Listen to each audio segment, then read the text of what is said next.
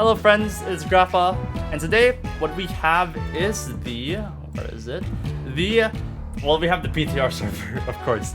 But what I'm going to be showing you guys today are all the Esper changes, right? And we're going to be testing them, we're going to be running down through them, and what are my thoughts, basically, on all of them. And yeah, let's get into the cat in the room, the biggest cat in the room, Tevor. So, just to give a baseline, right? Just to give a baseline. This is my Gaius. Now, my Gaius, he's a PTR Gaius. He's pretty weak, but he has 2,400 attack, 155 crit rate, and like a war set, and yada yada yada. Now, I'm going to show you what the damage Gaius does is, and I'm making a huge mistake because this is level 40s and I'm supposed to go to level 100s. Give me 1 second, guys. I'm very scuffed. You know me. I'm gonna just put this to level 100 and not trigger anyone's OCD. So yeah, we're gonna boost them up. We're going to boost up again because these guys are insanely fast, and we're going to boost up for the third time. And alright, so God King's Thunder God King mode, 150 damage, and bam, roughly around 8,000 to 9,000, almost reaching 10,000 damage, but not quite 10,000 damage, right? So that is my Gaius, right? And you've seen his relics, pretty decent early game, mid game relics, 155 crit rate, crit damage, 2,400 attack. Now, what happens if we swap him in with Tevor? Now, the thing about Tevor is, if you guys haven't read the patch notes, they basically changed Tevor. They've changed him so that he becomes a godly nuker. Now, at the beginning of the game, yeah, when he takes his turn, Nico Analysis will always proc. And what Nico Analysis does is basically it's gonna mark, right? It's gonna mark the highest attack, highest defense, and highest max HP. So attack is gonna be these red things, defense is gonna be these blue things, and max HP is gonna be these green things, right? Now, if you continue reading on, this will ignore damage mitigation effects. What this means is stuff like Sally, stuff like Everett, he will ignore those 25% or 20% damage mitigations, so he just goes straight through those, okay? Now, here's the next thing, right? I'm going to show you one by one all the different damages. So, highest attack first. Highest attack does roughly 4,000 damage. This is something to take note, okay? So he doesn't have any increased damage when it comes to the highest attack, right? It only matters if he overkills, and when he overkills, he will deal those extra overkill damages, but he doesn't actually do more damage at the onset to the highest attack. Now, to the highest defense, ideally, he will ignore 60% of their defense and then do more damage that way. But I'm going to show you quickly. He did just a bit more, if not roughly the same. So I think that might just be because of the units themselves, because yeah, these guys are gonna be way more defensed out, and so wait, what? They're exactly the same. What the heck? Oh no, I think it's because like if you roughly remove 60% of the defense, it's going to be roughly the same as the Berserker. So there is a damage increase there, but just because this guy is already stronger in terms of the defense, he is going to do roughly the same amount of damage as he would onto like this Berserker guy who is weaker in terms of the defense, who's less tanky. Now, the important thing that I'm going to show you right now, if you guys remember, right, against the Gaius, when I use my Gaius, I mean, he did roughly around 9,000 damage. But Tevor, onto the highest max HP of these guys at level 100, is going to do 36,000 damage. And that is 36,000 damage on a weak crit.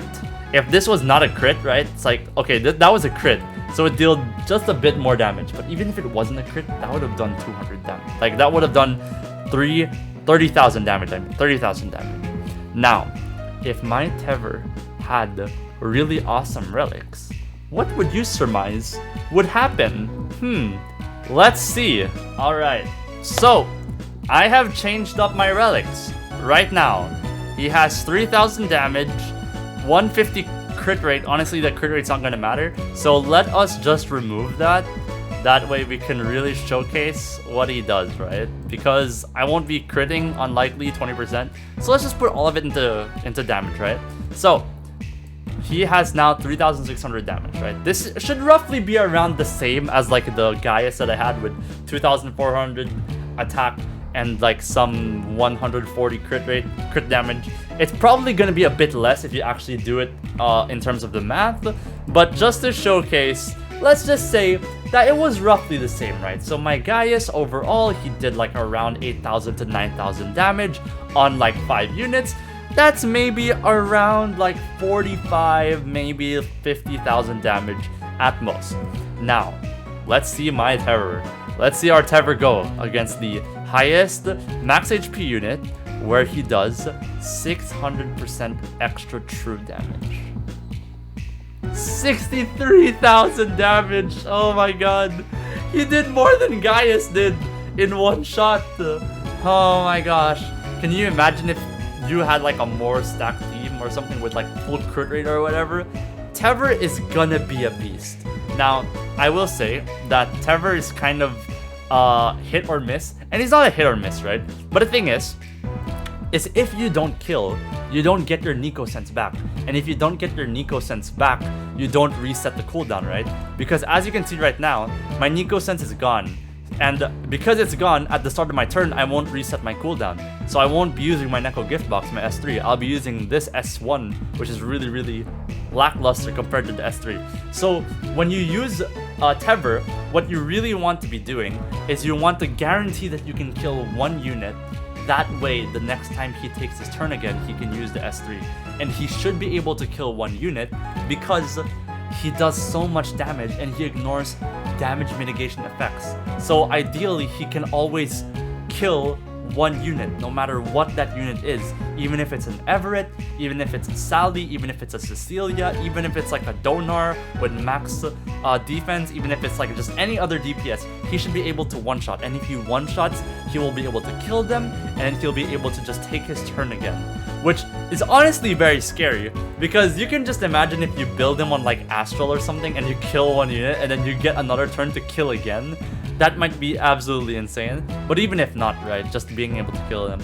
So in my opinion, Tevor is just a godsend of a DPS right now. And I'm going to test him right now against a boss just to see what would happen if you put him against a boss, right? Because what will the Nico analysis do? Will the Nico analysis go for just one unit? Will you just kind of spread that around? So I'm going to test that right now. If I can find a suitable boss, I can.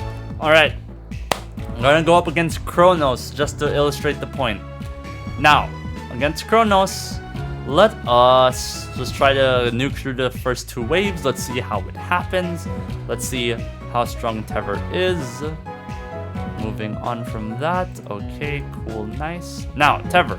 Okay, so Tevor can stack on just the one unit. And if it stacks on the one unit, he's going to ignore their defense, deal extra damage based on true damage, and do the overkill damage. And bam. Oh. And the good thing is because Tevor gets Nico Sense at the beginning of the game, it means that he can just go over and over again. So I'm gonna kill that. And his cooldowns are reset, which means that he can kill. And I'm gonna kill this. And then the overkill damage just kills. And then now we go to Kronos. And of course Kronos is gonna be the strongest, right? Probably. So let's see. Alright. So Nico Sense back. Let's go nuke him. And then, okay. Please don't stun my Tevor. Alright. So they all go on to Kronos. And now what's gonna happen? You see Kronos, we're gonna dispel all debuffs, absorb all their AP. We're going to ignore 60% or 25% of their defense. We're gonna deal max 600% true damage to him. Okay. Bam. 50,000 by himself. No defense down, no freaking attack up on himself. You know what? I'm gonna test him. I'm gonna try to see as much damage as I can do. Let's do it. Hold on. Hold the phone. Hold it. All right. Here it is. Let's see if we can bring all of the pieces together. Seer, Nice. Defense break. Nice. Attack up. Nice. Alright, boys. Ah! He has the same defense? No! Okay, whatever. So, we've aligned everything. Attack up on Tevor. Sear and defense down. Unfortunately, we don't get the 25%, but let's just factor that out afterwards, right? So right now, the extra true damage as well as this. Let us see how much damage you can do in one shot. 96,000! 96,000! That's without a crit! And that means that if I had the 25% damage mitigation, it would have done 125,000. Oh my god, 125,000. Wait, why did I get a second turn?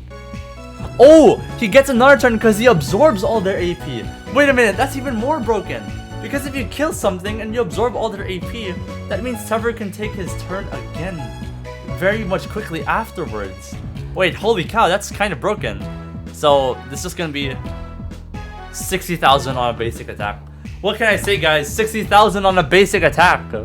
And let's compare to Gaius. Gaius does 91,000. Gaius does 91,000, but that's with a crit. Tevor didn't crit. He didn't crit. Oh my god, it's just too easy. It's just too easy, guys. Oh my god. It's just too easy. Okay. Okay. That's really interesting. Because he's gonna absorb all their AP, I realize. So he's gonna absorb all their AP. That means he can take a turn again. Oh my god. Oh my god. Oh my god. I'm scared. Tevor is too broken. This cat is just too strong. He's just too strong and powerful. Oh my god. Alright guys, so for anyone who has ever been dissing on Tevor before, you're going to regret not having him, and you're going to wish that you summoned for him before in the previous banner. But yeah, and if you guys have an R2 Tevor, you can just basically become a Gaius because his attacks will always land a critical hit. So, you know, you can just have Gaius on steroids, right? Like, you know, it's just gonna deal a measly 100, 200,000 damage. By himself, no problem, no questions asked. And you know, if you go into Point War and you find all these like difficult espers, you know, revive team comps, damage mitigation team comps, R6 Sally, no, R6 Sally, no problemo. So yeah, you know, if you just have an R2 Tevor, you kind of just win at the game, you know, you just kind of, it's easy. But yeah, I think I'm actually gonna end this video right here because I've tested so much already. 15 minutes. I'm probably gonna like go into another video for like the rest of the espers because Tevor is just too much. That's what she said. Anyway, I will end this video right here and I will upload it to YouTube, and I'll see you guys maybe later. Yeah. Bye guys. See you in the next one.